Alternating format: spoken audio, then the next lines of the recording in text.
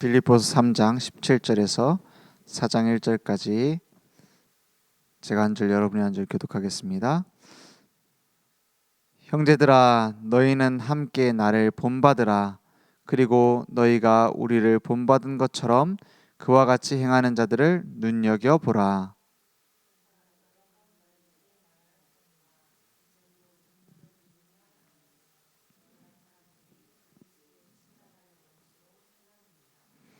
그들의 마침은 멸망이요 그들의 신은 배요 그 영광은 그들의 부끄러움에 있고 땅의 일을 생각하는 자라.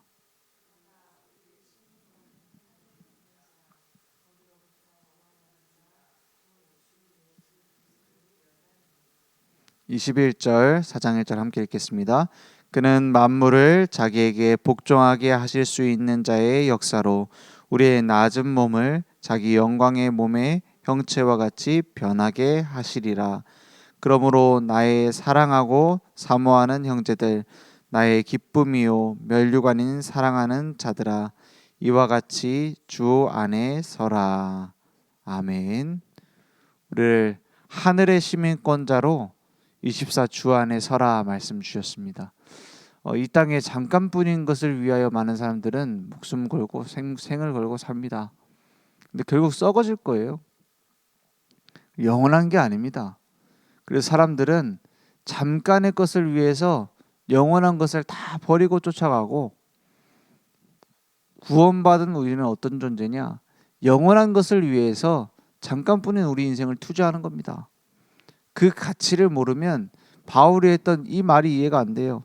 3장 7절에 보니까 그러나 무엇이든지 내게 유익하던 것을 내가 그리스도를 위하여 다 해로 여길 뿐더러, 8절에 또한 모든 것을 해로 여김은 내 주 그리스도 예수를 아는 지식이 가장 고상하기 때문이라. 내가 그를 위하여 모든 것을 잃어버리고 배설물로 여김은 그리스도를 얻고 그 안에서 발견되려 합니다 그랬어요. 이 말이 세상 것이 영원하다고, 영원한 것처럼 착각하고 있는, 세상 것을 영원한 것처럼 착각하고 있는 사람들 입장에서 봤을 때는 말이 안 되는 얘기예요. 바울이 가지고 있는 게 얼마나 좋은데요. 그죠? 바리새인 중에 바리새인, 사람들이 얻고자 노력하는 거 아닙니까?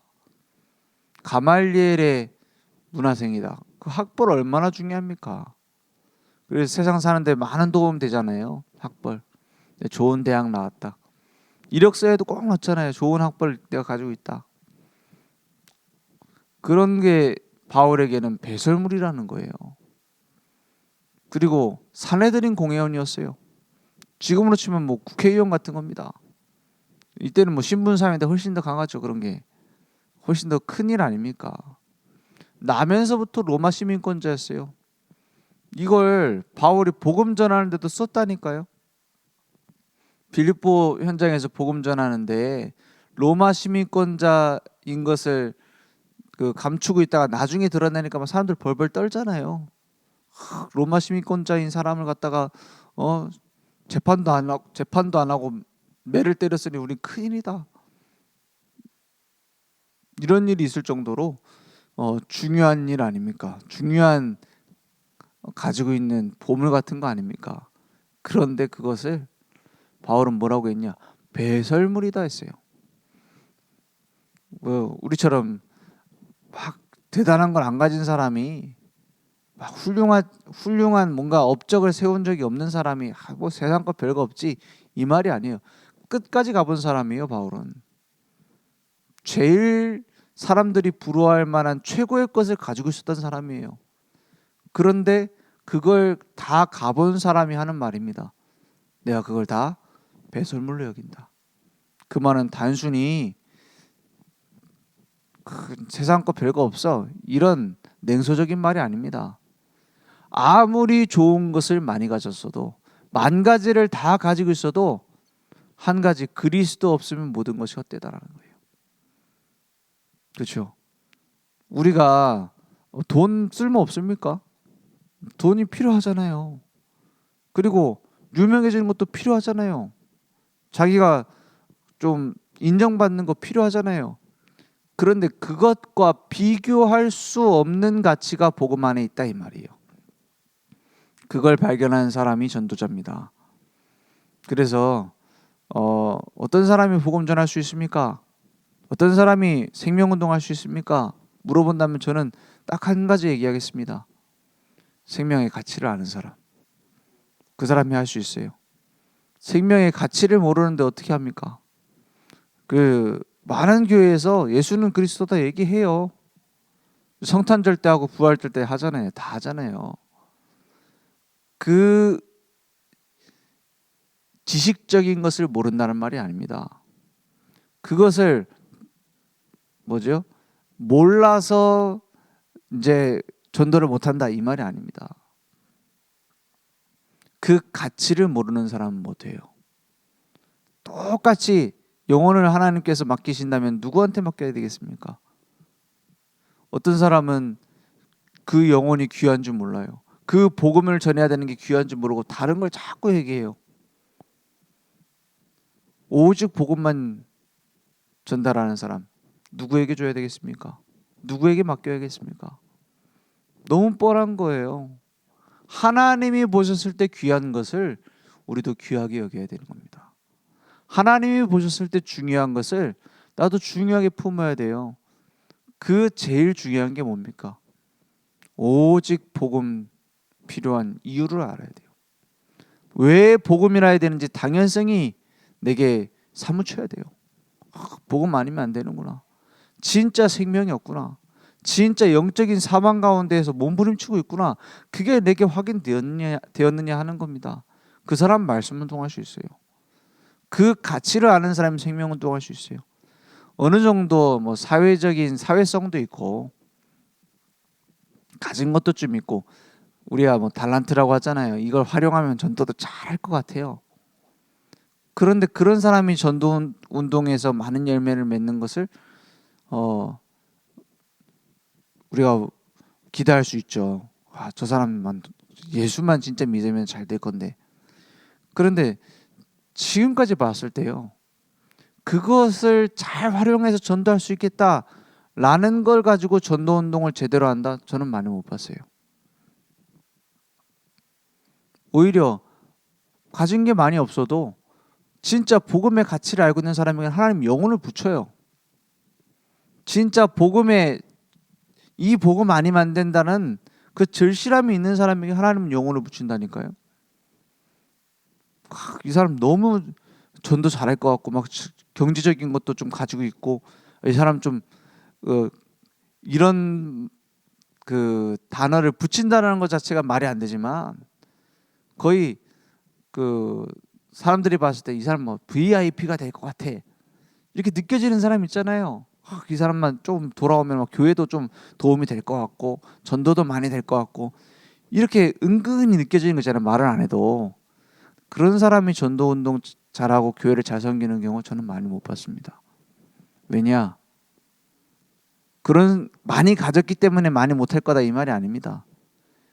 그게 중요한 게 아니기 때문입니다. 뭐가 중요합니까? 복음의 간절함 있는 사람. 하나님은 그걸 찾아요. 그걸 가질 사람을 복음의 간절한 전도자에게 붙여요. 그러니까 우리는 고민할 필요 없습니다. 전도가 왜 안 되지? 내가 어디 가서 전도해야 되지? 내가 지금 직장에 있는 데서 전도 안 되니까 다른 데서 해야 되나? 그런 고민할 필요 없습니다.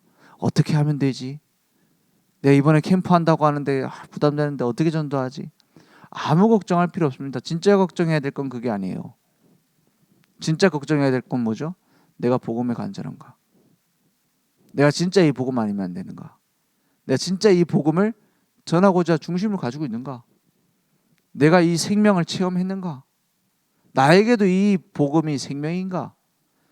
그걸 걱정해야지. 어떻게 전도할까? 어디서 전도할까? 어떻게 내가 교회를 살릴까?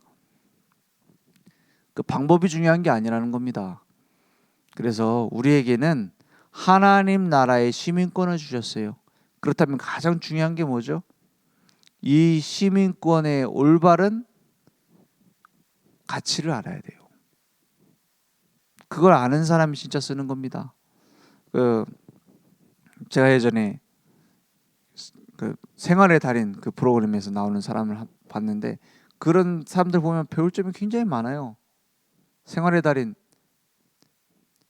특징이 뭐냐? 자기가 더 잘한다고 돈을 막 엄청 많이 버는 것도 아니에요, 대부분. 그런데 이 사람들은 보통 자기 일에 자부심을 갖고 막 연구를 해요. 이렇게 하면 더 잘 되지 않겠냐? 저렇게 하면 이런 방법으로 하면 좀 더 빨리 청소가 되지 않겠냐? 그래갖고 막 청소를 하는데 너무 빨리 해요. 그리고 너무 깨끗하게 하고 그런 사람들을 보면서 참 배울 점이 많잖아요. 그런 중에 저기 위조지폐 감별하는 그 전문가가 나와서 얘기를 하는데 저는 되게 의미가 있더라니까요. 뭐냐면 순식간에 위조지폐가 팍 지나가는데 보자마자 가짜를 딱 집어내요. 위조지폐를. 뭘 보고 집어내냐? 그냥 보면 안 돼요. 그래서 인터뷰를 하는데 위조지폐 감별하는 방법들을 많이 연구하십니까? 이렇게 물어본 거예요. 근데 자기는 위조지폐 만드는 법을 하나도 연구를 안 하는데 아니 위조지폐 감별하는 분이 그거 만드는 걸 연구 안 하면은 어떻게 합니까? 그거 해야 되는 거 아닙니까? 물어보니까 딱 답이 되는 얘기를 해요. 자기는 위조지폐 하나도 모른다. 다만 진짜 지폐를 24시간 갖고 다닌다. 늘 냄새 맡고 가지고 보고 진짜를 알고 있기 때문에 가짜를 보는 순간 잡아낸다. 저는 되게 부딪혀지더라고요. 아, 그렇지. 진짜 복음을 알고 누리고 있는 사람은 뭐 가짜가 어쩌게 막 말하고 막 유혹하고 막 속이고 아무 상관없어요. 진짜 복음의 가치를 아는 사람은 배설물에 속지 않아요. 지나가는 응답에 속지 않아요. 정확하게 분별하게 돼 있어요. 정확하게 복음에 올인하게 돼 있어요. 오늘 우리는 하나님의 자녀입니다. 그냥 나는 지금 하고 있는 직장에서 일하는 사람인데 거기다 플러스 하나님 자녀가 아닙니다. 난 지금 사업을 하고 있는 사람인데 내가 이렇게 일을 벌이고 있는데 그래도 내가 신자 아니냐가 아닙니다. 나를 하나님의 자녀로 전도자로 선교사로 이 직장에 파송하셨다. 나를 하나님의 자녀로 전도자로 지금 이 교회에 파송하셨다. 하나님이 나를 보내셨다. 그 정체성이 있는 사람에게 하나님은 전도의 문을 열고 응답의 문을 열고 살아계신 하나님의 역사를 일으키는 거예요. 그래서 땅에 속해 있는 사람들은 뭐 하고 있습니까? 잠깐의 것을 위해서 다 다른 거 영적인 거는 허비하고 있어요. 교회는 그냥 액세서리일 뿐이에요. 잠깐 가서 위로받는 곳이에요. 내가 너무 세상에서 힘 빠졌으니까 좀 힘 좀 주세요. 이런 곳이에요. 뭐가 다릅니까? 내가 마음 먹은 걸 다르게 해야 된다 이 말입니까? 아니에요. 정체성을 잃어버린 사람은 자기의 삶의 의미를 못 찾게 돼 있어요. 경찰관이 정체성을 잃어버리면 어떻게 되죠? 막 나쁜 놈들한테 범죄자들한테 돈 받고 자기 그 뭡니까 수사할 때 다 알려주고 이러면 어떻게 돼요? 그럼 같이 죽는 거예요. 정체성을 잃어버리면은 내가 무너지는 거예요. 그래서 제가 이제 많이 하는 얘기가 뭐냐면 우리가 전도의 방향을 가지고 가야 된다. 어떤 사업을 하든지 어떤 일을 하든지 거기서 전도 대상자를 정하고 기도하고 거기에 분석하고 어떻게 하나님 원하시는 복음 전의 길이 어디 있는가 기도해야 된다. 매주 전도자의 날을 정해라. 이런 얘기들을 많이 해요. 근데 그렇게 하는 이유가 있어요. 이유가 뭐냐? 좀 전도자의 날을 정하고 전도 캠프를 하고 이러면 많은 열매가 있을 거다. 그것도 있습니다. 하나님이 준비하시는 막 역사가 일어난다. 그런 것도 있겠죠. 더 중요한 건 그게 아니에요.